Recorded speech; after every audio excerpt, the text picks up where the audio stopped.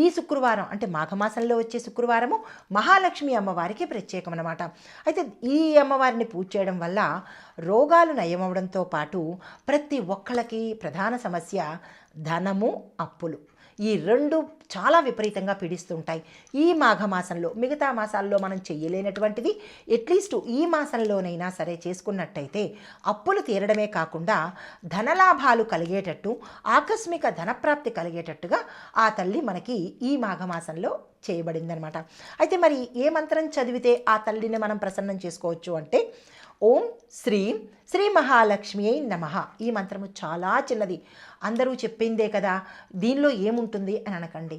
మంత్రము అంటే జపం చేసేటటువంటిది, ఒక్కొక్క అక్షరానికి ఒక్కొక్క ఫలితం ఉంటుంది. అంటే మన ఆరోగ్యపరంగా, ఇంటర్నల్గా ఆరోగ్యపరంగా ప్రతి ఒక్క నవనాడులు, మనకున్న నాడులన్నీ ఉత్తేజమవుతాయి. ఈ యొక్క ప్రక్రియ ద్వారా ఇటు ఆరోగ్యము, అటు సంపదలు కూడా పొందవచ్చు.